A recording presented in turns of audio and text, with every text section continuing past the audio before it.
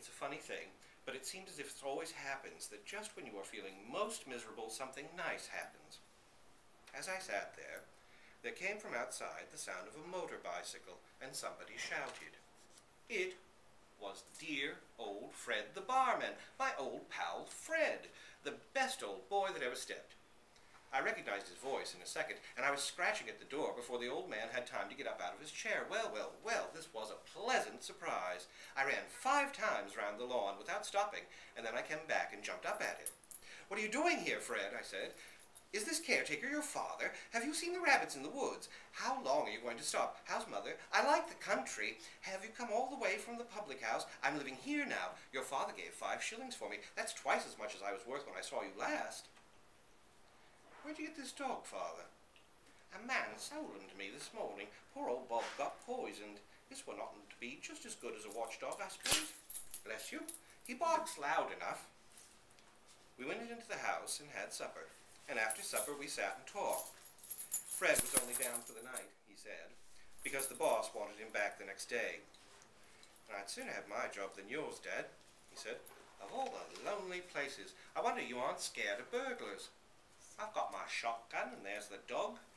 I might be scared if it wasn't for him, but he kind of gives me confidence. Old Bob was the same.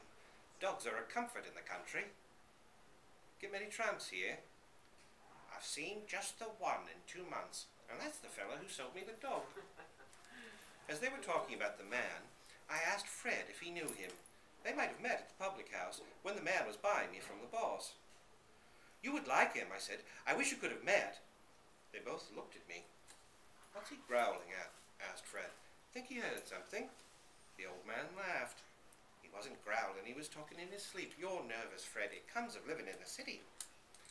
"Well, I am. I like this place in the daytime, but it gives me a pip at night. It's so quiet. I can't stand it here all the time. I can't understand how you do. Too nice of it would have me seeing things." His father laughed. "If you feel like that, Fred, you had better take the gun to bed with you. I shall be quite happy without it." "I will," said Fred. "I'd take 6 if you've got 'em." And after that, they went upstairs. I had a comfortable basket, but I was so excited at having met Fred again that I couldn't sleep. Besides, there was a smell of mice somewhere, and I had to move around trying to place it. I was just sniffing at a place in the wall when I heard a scratching noise. At first, I thought it was the mice working in a different place, but when I had listened, I found that the sound came from the window.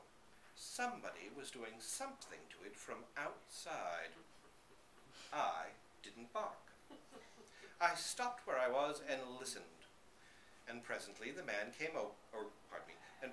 window came open, and somebody began to climb in. I gave a good sniff, and I knew it was the man. I was so delighted that for a moment I nearly forgot myself and shouted with joy, but I remembered in time how shy he was, and stopped myself.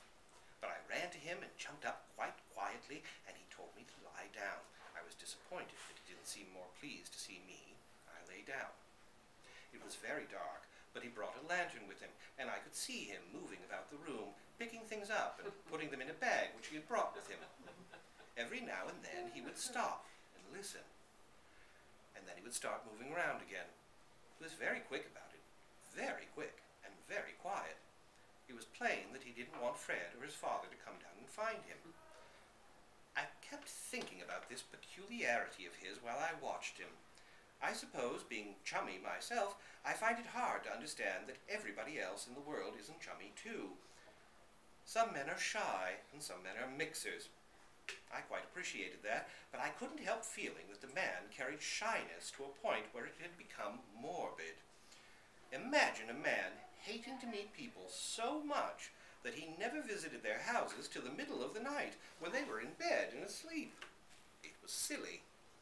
Shyness has always been something so outside my nature that I suppose I had never really been able to look at it sympathetically. I was fond of the man. He was the sort of person you never get to know very well, but we had been together for quite a while, and I wouldn't have been a dog if I hadn't gotten attached to him.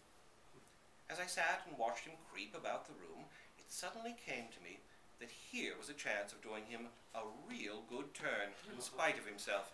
Fred was upstairs, and Fred, as I knew by experience, was the easiest man to get along with in the world.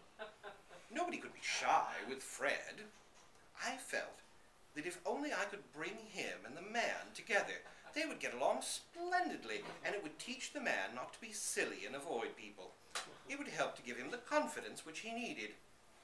It was true, the man might object at first, but after a while he would see that I had acted simply for his good and would be grateful.